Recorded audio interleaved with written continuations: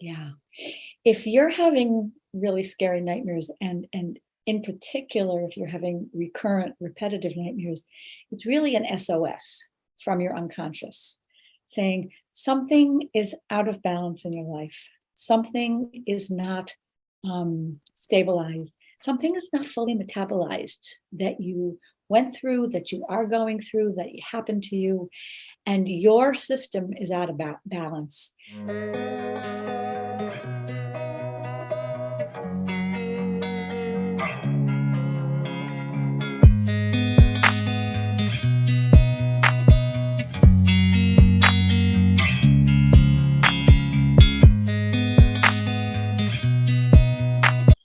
Good evening, everyone. This is Linda Schiller speaking, and we're on Your Superior Self. Yes, we are. We're here to talk about mind, body, spirit, dreams. I don't know what we're going to talk about tonight, but um, I am I am very new to dream work, right? Like very curious about it. You seem to be the authority on it just based on your book and your profile. I'm just so excited. You're a psychotherapist, right? That's right. Yes. And I'm in counseling right now currently, and I've never heard that. Maybe it's just too early in my experiences yet, but I have not heard very much about. I know Jung was big into like dream work, and you talk a little bit about him, well, a lot about him, like active imagination principles and things like that. Mm-hmm. How did you get interested in this type of modality? Sort of by accident, actually. As a kid and as a young person, I was always interested in uncanny ways of knowing and non-traditional, non-linear ways of approaching the world. And I've always had an interest in the spiritual side of things. And over the years, as a kid, as a teenager, as a young adult, I learned about and I studied Native American, indigenous tribes. I read a lot. I learned about mystical traditions in many, many cultures and religions.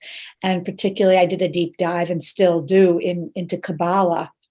So that's all my basis in terms of the spiritual part of my interest. It's always been something I've been drawn to and feel sort of my soul was called to. In terms of dream work, that was almost by accident. When I was in my 20s, a friend of mine from my dance community moved up from New York to the Boston area. And she said, I'm done with New York. It's too much city for me. I need a smaller city. I don't miss anything except my dream circle. And she said, I'm going to start a dream circle in the Boston area. Would you join the circle with me? And I just said yes. And then the next thing I said is, what's a dream circle? So I knew to say yes before I even quite knew what I was saying yes to. There was something about the offer that intrigued me. And basically, a dream circle is when you get together with other people in a group and you bring your dreams and you work on your dreams together in a group. And we got together with 4 or 5 other friends and met and went to workshops and read books and studied different dream workers.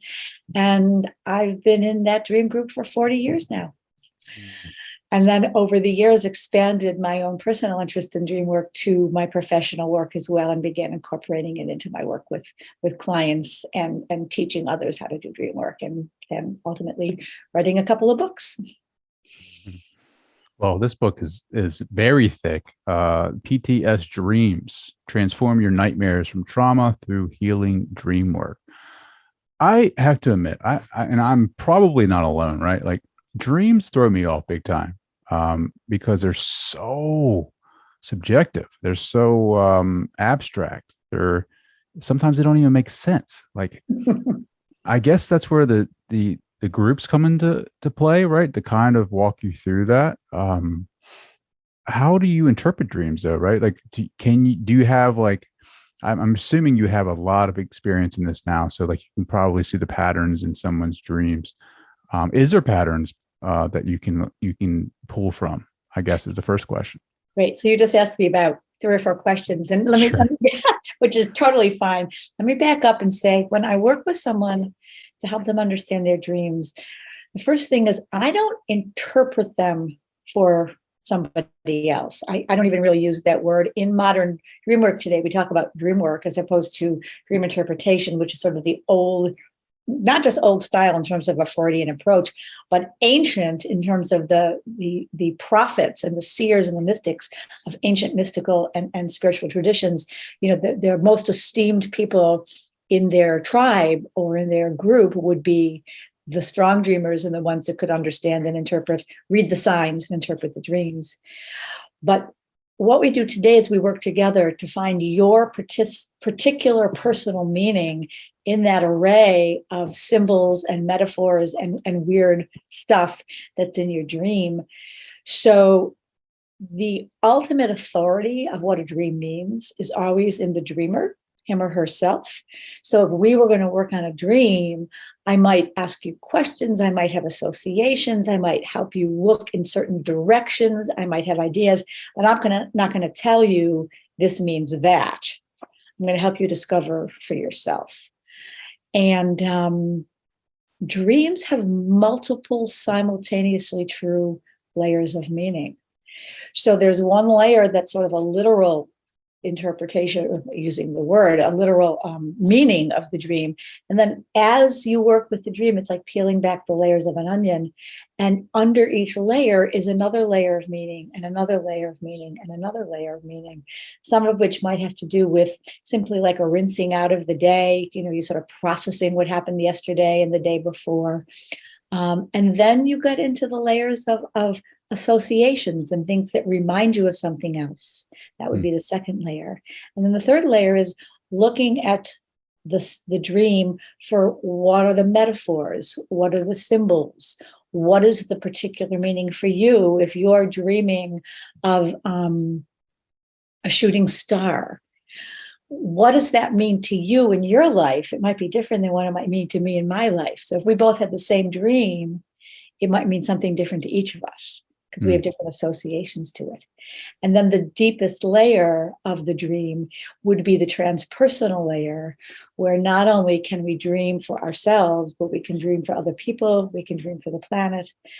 And this is where we might have connections with divine or spiritual beings. We might have visits from departed relatives. So this is the layer of the mystery in the dream.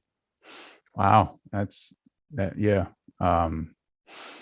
They are very, very, I don't know, subjective, right? Like my dreams, like I've listened to a couple of your interviews and you say like we dream quite a bit at night. We just don't remember them.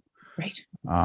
When do we recall, I guess, are we coming out of REM when we can remember those dreams? Like what stages of sleep are we where we remember the most?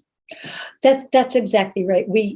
Some people say, "Oh, I don't dream," but what is actually true is they just don't remember their dreams. We remember the dreams when we wake right at the end of a REM cycle, rapid eye movement cycle. So that's when we're best able to recall our dreams. And one of the things we also know is that dreams are very, ephemeral, like wisps of smoke. And if we don't write them down, if we don't record them in some way, we're very apt to forget them. Except for those few sort of memorable dreams that some people remember for a long, long time. Most of our dreams, once we get up and start our day, they're gone, unless we've made a practice to keep a record of them and write them down and keep track. Can we, I've heard you speak about, what is it, dream incubation? That's right.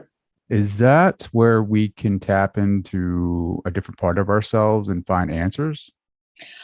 Yes. Yeah. The short answer is yes. So, what dream incubation is if you have a dilemma or a question or an issue or something you want to know more about that you're trying to resolve, you can spend some time before you go to sleep at night thinking about and doing some journaling about that issue or that dilemma or that question.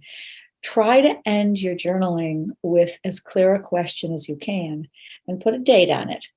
And then when you wake up, whether it's in the night or in the morning, write down the dream you had on the same piece of paper that you've written the question, or in the same page of your journal. And the dream is going to have something to do with answering and helping you resolve that question. Now, you might not get a dream the first night, so you might need to do this for several nights if you're not used to remembering, recording your dreams. Or you might get a dream where it's like, I have no idea how this is connected with the question I'm asking. So that's when either you yourself or you with either one or more other people try to figure out what's the connection. And if all else fails, go back and rewrite the question and say, thank you very much to your dream muse. Thank you for giving me this dream, but I don't really understand what you're telling me. Could you please give me a clearer answer? Or try rewriting the question so the question is clearer.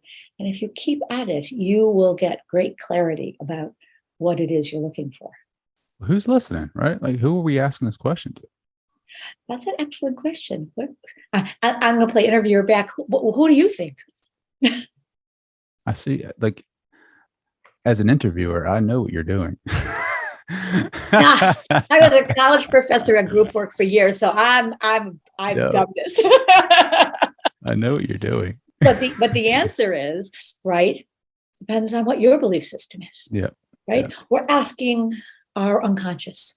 We're asking our deepest, highest, wisest self. We're asking some divine being, however you understand who or what that is for you. We're asking the universe. D, all of the above. That's exactly what I was going to say. D, all the above. Cool. It's just pretty gnarly to think that you can do that and get an answer, right? Or maybe not like a black or white answer, but more of like a metaphor, right? A answer in the shape of a metaphor. Like one time, and I might have spoken about this, I'm sure, I know I have, where I've asked the universe, or I asked my dream self, or whatever you want to call that, like, you know, what would my life look like if I were to choose this path, right? And I was in the middle of the ocean, and it was, I remember having a surfboard or something, some type of board, and it got a little rough, but it wasn't like too rough where it was scary. At first it might have been, I think it was like, you know, a couple of waves came in that were kind of high, and but I was riding the wave, right? Like it wasn't sunny out, but it was kind of gray. It was kind of like, you know, it was a storm maybe. And it was like, all right, well, there's going to be some rough waters. There's going to be some storms ahead, but you're going to have fun. There's going to be a transition here. So like, that's what I got from that. But it was pretty cool how, like, I'm one of those people that say, I sometimes I don't remember my dreams, more so if I don't, you know, if I'm not really conscious to that, or, you know, if I say that, then watch, it's not going to happen, right? Like, just, we speak, you know, we speak into our reality. So if I say it doesn't happen, then it won't happen. But when I try to do it, it does work. So it was like kind of fascinating how all I had to do was take a index card, write a question on there, and then, you know, kind of meditate on that a little bit, and then go to sleep. And then next thing you know, I'm having this vivid dream. And then I wake up and I immediately write it down, and I'm like, wow, that's very interesting how that works. So like, it makes me very curious about what else, what other types of answers I can get. What has been like the most like prolific dream that you've had that has helped you along in your life, right? Like, what question did you ask when you were like, got this life-changing answer? Well, there's one particular dream that I actually wrote about in my first book, Modern Dreamwork. But unless you saw that, you wouldn't know, because you're more familiar. You have the second book that just came out, PTS Dreams, right? So this dream is called Dreaming My Daughter Home. So over 25 years ago now, my husband and I were thinking of, and we're in the process of adopting our daughter from China. And there's a whole process in the adoption world. And at the time, you know, the relationship with China was, you'd get what was called a referral, and you go through an agency, and they show you a little tiny picture about as big as a postage stamp and say, this is your baby. And then, you know, a few months later, you go pick the child up, and they said, okay, here's the, actually, you know what? This is the wonder of Zoom. This was the picture.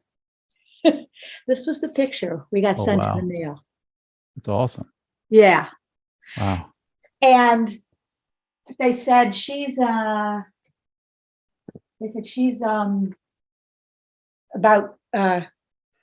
12 months old and she weighs X amount of pounds.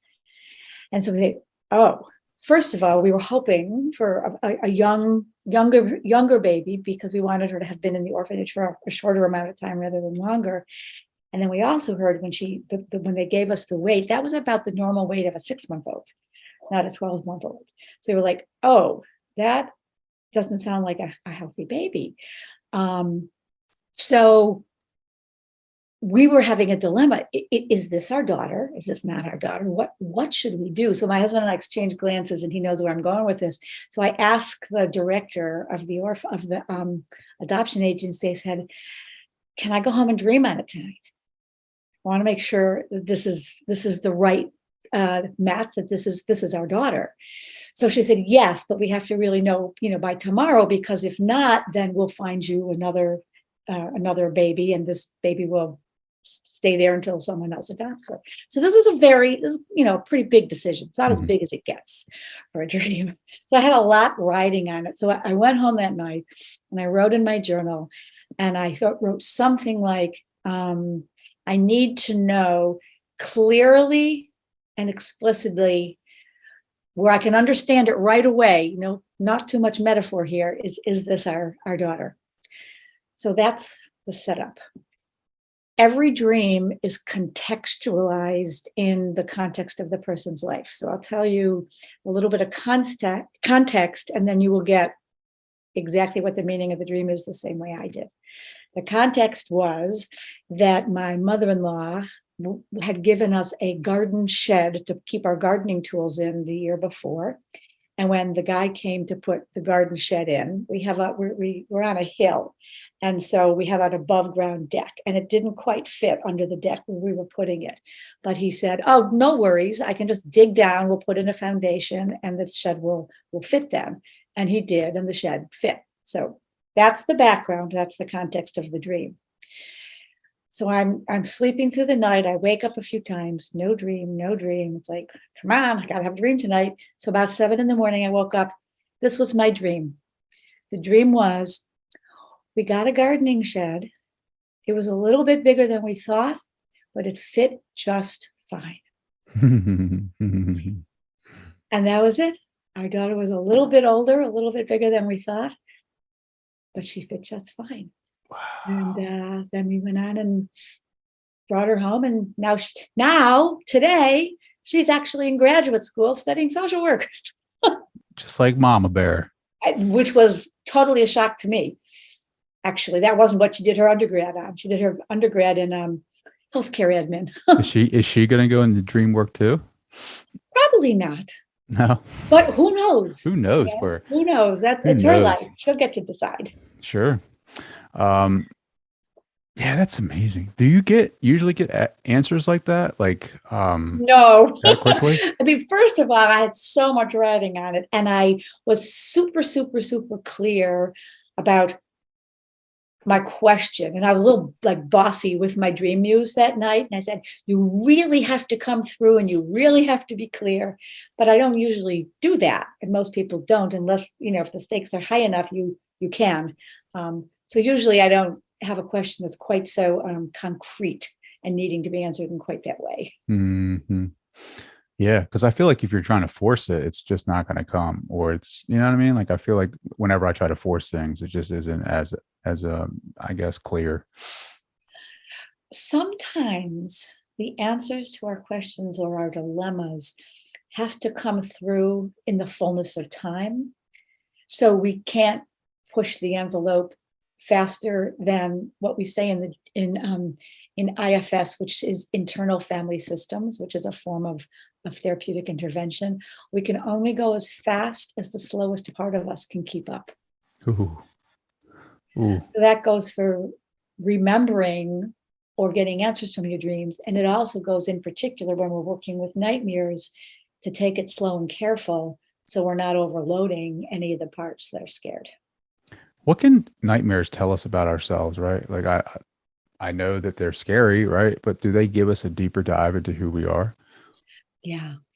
If you're having really scary nightmares, and in particular, if you're having recurrent, repetitive nightmares, it's really an SOS from your unconscious saying something is out of balance in your life. Something is not stabilized. Something is not fully metabolized that you went through, that you are going through, that happened to you, and your system is out of balance.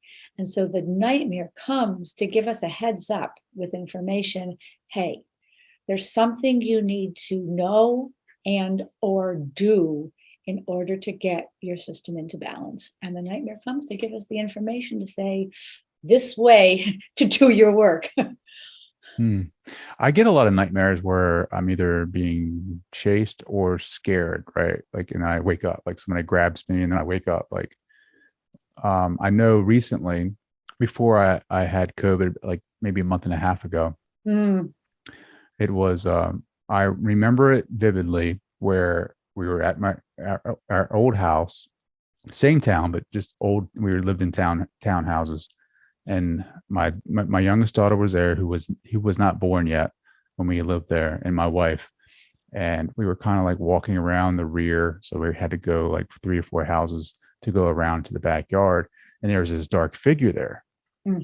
And I was like, kind of taken back, but it was like, I told my wife and my daughter, I was like, run.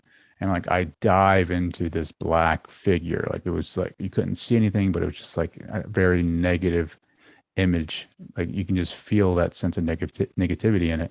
And like, I dive into it, and I was like, I woke up immediately. Right. And I was like, what was that? Cause usually, like, in those instances in my nightmares, like, I'm usually running or whatever. Like, that was very brave of me in that moment to jump into it. Like that I was actually really proud of myself when I woke up. I was like, wow, that's awesome. And then I got COVID. So I didn't know if it was like my subconscious or that higher part of myself warning me that I was going to get something or whatever, because my family, like, it was like I was saving my family from this thing. Right. And when I got COVID, no one else in the house got COVID but me. Oh, wow. Interesting. I was very like, because the first day, it wasn't too much longer after I had the dream that I got COVID. I was kind of like, man, what was that dream about? That was weird. That was so real. And I was like, I'm proud of myself for diving in there, but what is it trying to tell me? And then boom, I got COVID, and no one else in the house got COVID but me. I was like, I wonder if that's related to that. Well, as I said before, dreams have multiple simultaneously true layers. So as we say in the dream world, if this were my dream, right? So I'm not telling you what your dream means, but I have a bunch of thoughts and associations what it might be.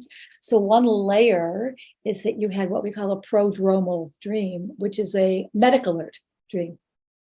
That you actually were dreaming of being kind of, I don't know how sick you were. I hope you weren't too sick with COVID. Oh, I didn't think I would be that sick with it, to be honest with you. Yeah. So you were actually sicker than you thought you'd be. And I had like COVID lung afterwards, like where it was really hard because I'm a runner. So it was like really hard for me to run. And I'm still battling a little bit with that. You're how much out from COVID? Like a month and a half. Oh, okay. Yeah. This is not this is not in the dream department, but from what I know from people who really, it can take a couple of months to kind of feel you're back to yourself again. And in the interim, and my disclaimer is I'm not a doctor, this is not medical advice, but what I have been told by my acupuncturist, because we had COVID in our family too, there are 2 supplements you can take, and I can tell you offline afterwards if you want, that might help you, with the healing and the recovery. But to know that a month and a half out, if you're still feeling fatigued or a little bit, can't quite catch your breath when you're running, that's quote unquote normal for post-COVID. So, you're not done healing. So one layer of the dream is this prodromal part of the medical alert. Another layer that's connected to it in your case is a precognitive part, where it wasn't necessarily, you knew you were going to be sick, but there was something your psyche was warning you about. And not only was it warning you about, in the dream, you were a hero.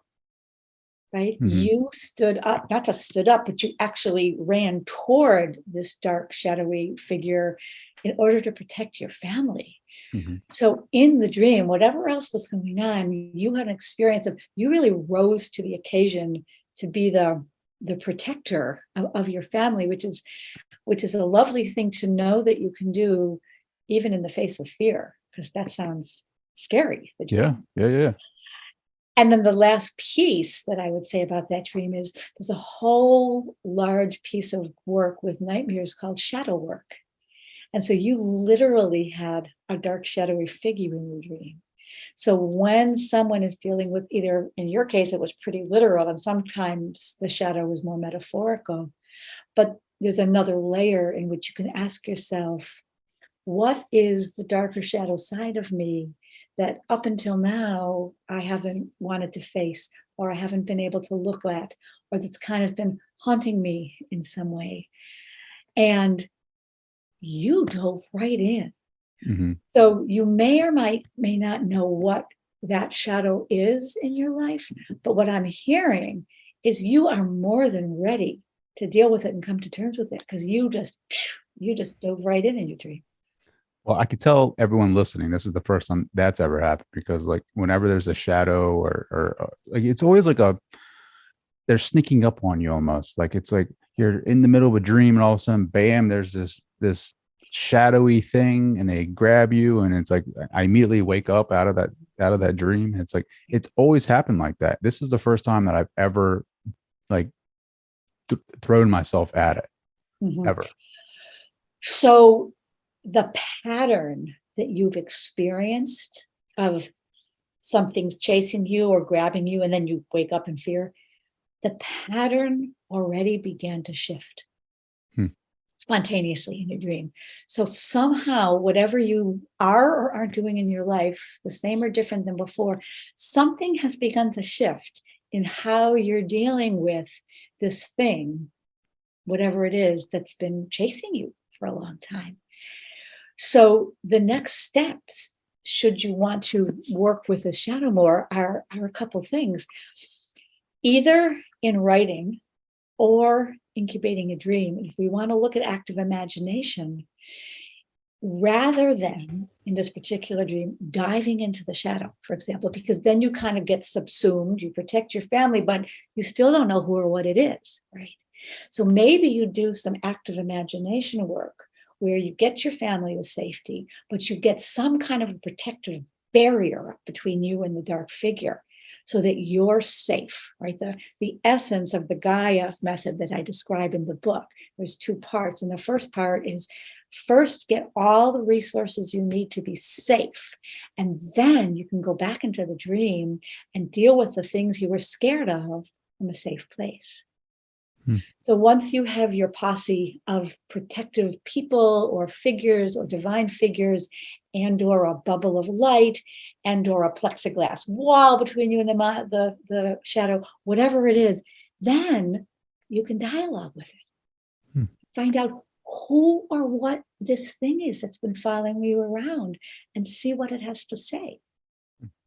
How do you do the preparation for that? Right? How do you? Is it like active imagination? Is it laying down and getting into a different state of consciousness and then visualizing that, or how do you get back to that dream? Is it the dream that you get back to the dream, or do you imagine yourself there having that conversation before you go to sleep?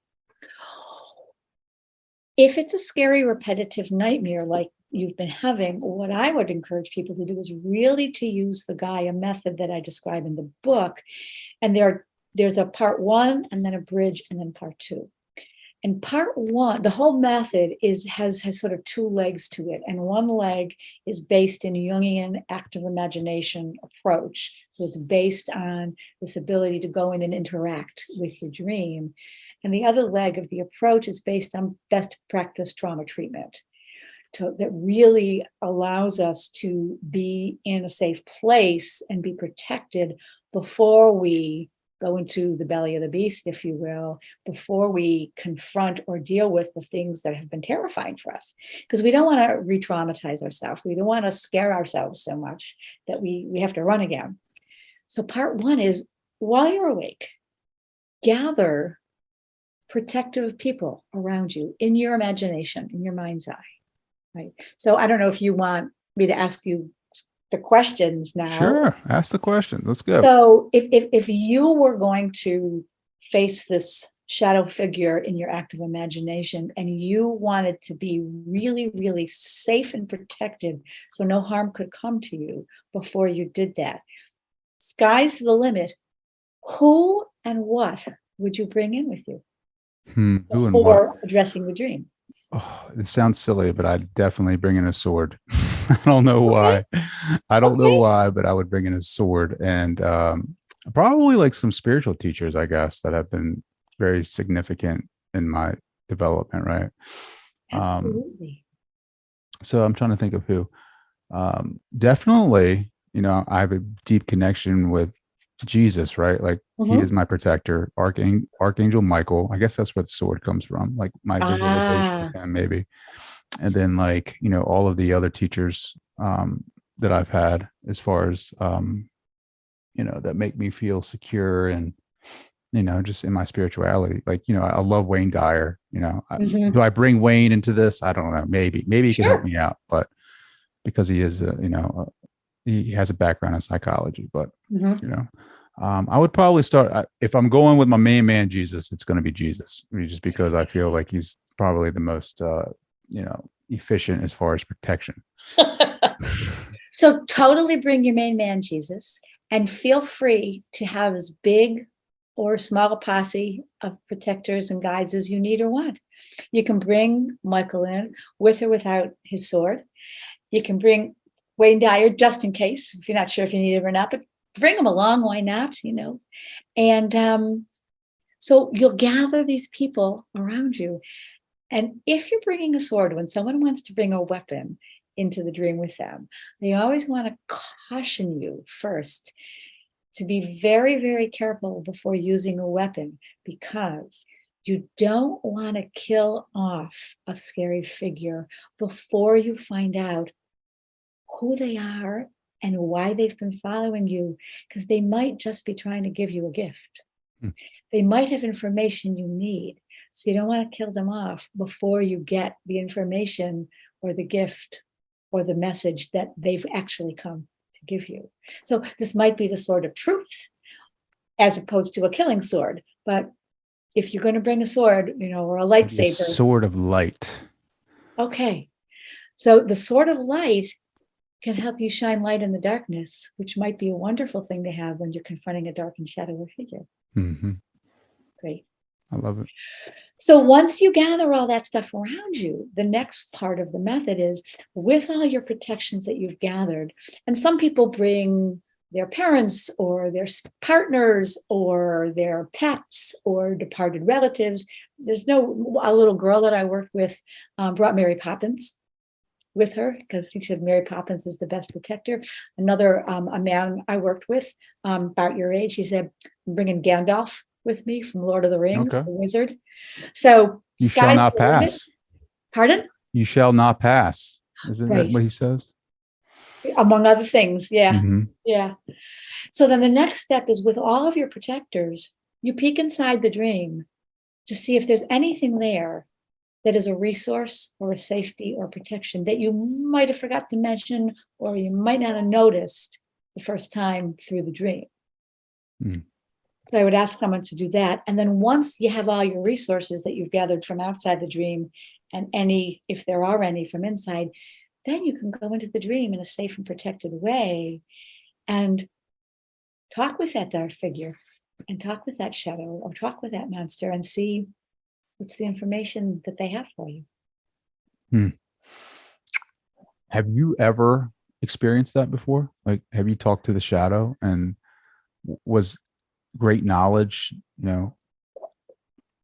did it unfold from that conversation?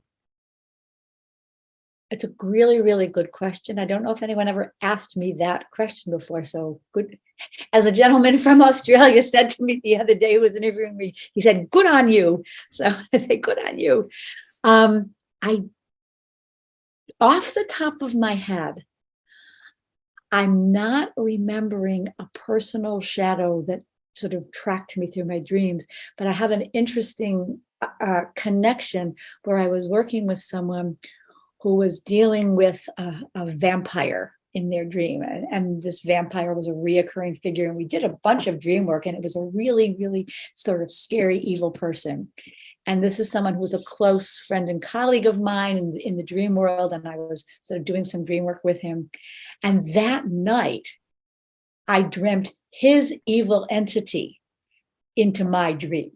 Oh, So that was like a variation on the theme. And it was really unusual for me because I don't usually have dreams like that. But I remember in that dream, I kept telling it to go away and telling it to go away, and it wouldn't go away. It was very persistent. So finally, I wrapped myself in a talit, which is a cloak of protection. And once I wrapped myself in this talit, the entity went away. So I told my friend the next day about my experience with his dream. And he first got like a little bit worried. He said, wow, I hope that this vampire that's been chasing me, it was passed, from like his lineage, sort of this history of dark, scary men in the lives of his family. I hope he doesn't haunt your life. I said, well, thank you very much. But I really feel fine because I didn't have any emotional reaction to it, which is, usually if you have a nightmare, you have a emotional reaction, because I knew it wasn't mine. In the dream, I achieved a little bit of lucidity, which means that you're dreaming while you're dreaming. So I had enough lucidity to know this isn't my monster, this isn't my vampire, and I'm protected. And I think I had the dream so that I could offer a cloak of protection to my friend in case he wanted it, to borrow it. And then we moved on doing some more healing work with his dream. well, I was going to ask you, like, have you become fully lucid in your dream? Occasionally, yeah. So you're like just fully aware that you're dreaming, and you can go off and do and have fun adventures and go off and do whatever you want. There are two ways to work with lucidity. One is to go off and have fun adventures in your dream, and people do all sorts of cool, fun things. You can fly, you can have great sex, you can go on a cruise, you can do anything if you're lucid in your dream. The other thing is to become aware that you're dreaming when you're having a nightmare or a bad dream. And that knowledge will help keep you from getting overloaded into fear or overwhelm. So one of the dreams I talked about in the book, it was actually in the early stages of the pandemic. We were just starting to deal with COVID. And in my dream, I'm swimming up from underwater and I'm trying to get to the surface of the water.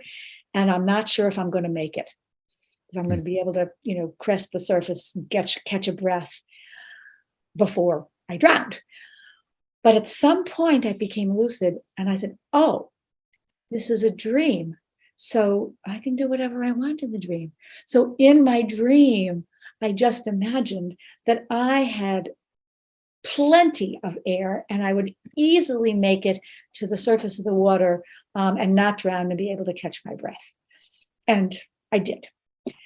And when I woke up, among other associations were, you and I were just talking about this. What's one of the main symptoms of COVID? Hard to catch your breath. And so I was partially dreaming of the world situation that we're in with COVID, of I can't breathe. I mean, my dream transformed it to being underwater. Wow. That's so interesting, right? What has been like, just thinking about it, right? Like what has been like, do you have reoccurring nightmares yourself that like, I'm sure you like everyone does, but I mean like anything in particular to you?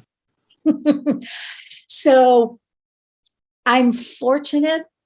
Plus, as a therapist myself, not only have I done a lot of work on my own, but every time I sit with someone, I find myself, maybe not every time, but often when I'm sitting with someone, I give them suggestions or we talk about things and I can think, oh, you should listen to yourself, take your own advice. So I've done a lot of work over the years on, various things. So I tend not to have nightmares very often or recurring dreams. Mm-hmm. But there's one that I had when I was a kid that I remembered. And then years later, when I was in my dream circle, I didn't have a dream that day to work on. And I said, oh, there's this one from when I was a kid. Maybe I can get some more information. So the reoccurring dream I had when I was a kid was that my dad and my brother and I were taken up in a helicopter by bad, evil men, and they were going to chop us up into little pieces. Ooh. That was the dream. And I had that several times, and I didn't really know why. And eventually it dissipated and went away, and I could remember it, but I didn't have any emotional connection with it anymore. So fast forward 40, 50 years, whatever it was, and I brought that dream to my dream circle, and we worked on it together. And I discovered then that I had that dream right around when I was like about 12 years old, which was how old I was when my parents got divorced. Oh, wow. And so my family was broken up into little pieces. It was separated. It was split apart. And that was my dream, metaphorically sort of reflecting what was going on in my life at that time. Wow. And I never knew that all those years until years later, I took a look at it. That is so interesting how, like, I don't know, that now I'm thinking about past dreams that I can maybe evaluate, maybe kind of look at it a little bit more, and use your methods and in this book and kind of see what they mean. I mean, there's a couple of them, right? There's always falling, right? People falling in their dreams. There are some themes that are really just common, either dream themes or nightmare themes that we as a species have. What do you think about the falling, right? Like, is that a out-of-body experience? It might be. One layer is it could be an out-of-body experience. And then other layers are in your life recently. Have you had any trip? Did you trip? Did you fall? Did anyone in your life fall? What about literal layer?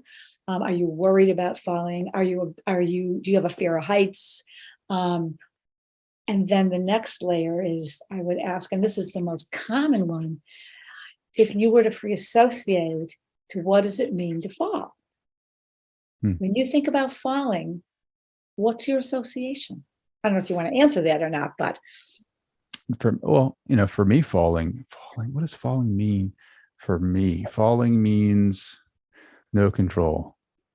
Okay. There you go. So for you, falling is no control. That would be a common association that people would have. For someone else, falling could mean I'm going to get hurt, or I am going to get injured in some way. For someone else, falling is I'm going down into a black pit and I don't know if I'm ever going to get out again.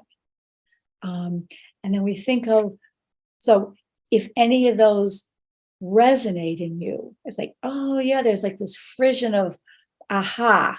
It's like, maybe my dream has something to do with being out of control in some way. So then the next thing is, all right, so where in my life am I out of control? Or am I afraid I'm going to be out of control? Mm-hmm. And then we can look at so that's sort of the symbol. And then if we're going to do it, the metaphor. So falling, you could fall off the wagon. You could fall in love. You could fall down into the pit. I mean, so in our colloquial language, do any of those resonate when you have that dream as well? Yeah, that's so interesting. I think the control part, 3 kids having no control whatsoever. There's nothing like being a parent to let you know how little you have control over in the world. Oh, and I'm guessing they're probably on the young side. Yeah. 12, 10, and almost 4. But she'll tell you every day it's her birthday. So her birthday's in December, but every day is her birthday to her. So especially if it's someone else's actual birthday. No. It's my birthday. So it's pretty fat. It's nice funny to have every day be your birthday. I know, right? That's how we should live. We should live like a 3-year-old. Every day is our birthday. Every day is special. Right. Use our imaginations. Wear princess dresses every day. Right. Or like in Alice in Wonderland, at least have a happy unbirthday every day. I know, right? And follow the white rabbit. That's right. What else? Flying dreams. Yeah. My wife has reoccurring flying dreams where she's like, I don't know if it's I don't know if she's like head first, but there are some times where she says she's like feet first, like just flying around. And I'm like, that's got to be an out of body experience. Like, I don't know. I don't know if it is or not, but it's like, I just mess with it.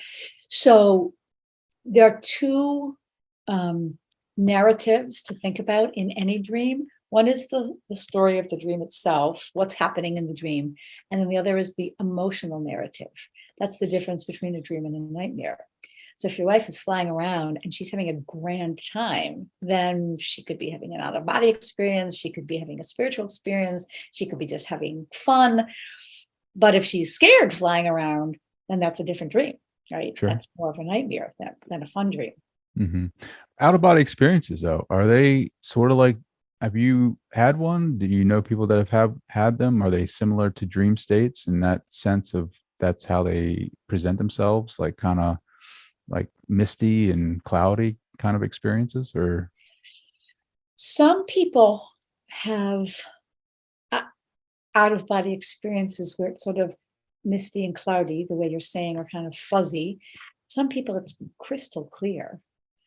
And everyone has sort of a different take on what does it mean to have an out of body experience. People will say, when if they're going into surgery and they're under anesthesia and they're just sort of dropping off, they'll have an out of body experience where they're like, can see themselves, and they see themselves down on the table, they're floating above. Other people talk about being a spiritual or mystical experience. We've heard of astral projection, where people can sort of send their soul out of their body.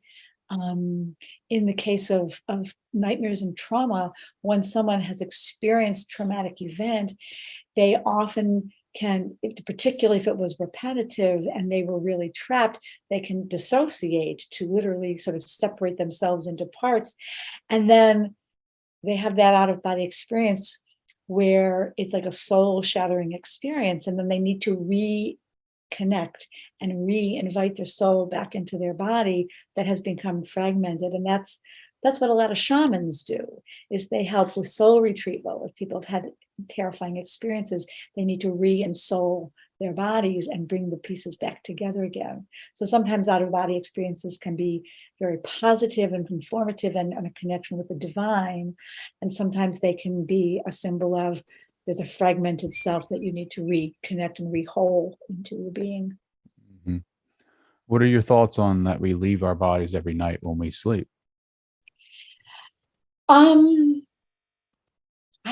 My personal thing is I think there is something to that there's a part of us that does leave our physical bodies. So many mystical traditions talk about the thin silver thread. I'm not sure you're familiar with that. And there's this thin silver thread that connects our soul body or our astral body with our physical body. And we leave our body at night, that thin silver thread keeps us connected. So we re-enter our body before we wake up again. And that's one of the reasons given for why you're not supposed to wake up someone who's sleeping too suddenly, because you don't want to accidentally snap the thread before they come back into their body. That's not good. Yeah. But again, everyone will have a different thought about that. There's no right or wrong, but it's your felt sense and your belief about, do we leave our bodies at night or does a part of us is as good as anybody else's. Mm-hmm. So how can people find you and how can they get this book? Oh, thanks. So the book itself has its own website. So if you go to www.ptsdreams, so PTSDREAMS, it's all one word.com. There's a website for the book. And on the website, you can learn more about the book, read a little bit what it's about, what people who've liked it have said, and there are links to be able to purchase it. And if you want to just know more about me, you can go to my personal website, which is, excuse me, I'm getting a little hoarse at the end of the day, lindayaelschiller.com. So that's LindaYaelSchiller.com. And that'll tell you about my practice and other things that I do professionally in addition to the books. Yeah, you do a ton of great stuff. I'm just looking Thank at you. some of it now, and I'm like, oh, this is amazing. Where is this at, and how do I learn more? You actually have courses too, right? To training people in dream work. Yes, I do. That's awesome. Thank Uh, you. Linda, I can't thank you enough for joining the show. This has been truly an amazing conversation, and I just love your work. And I just want to say thank you for putting this book together and spending a lot of time and creating valuable content that will help a lot of people. Thank you so much. I really appreciate it. And I appreciate you having me on the show. And I wish you all the best in your own pursuit and direction of where your path is leading.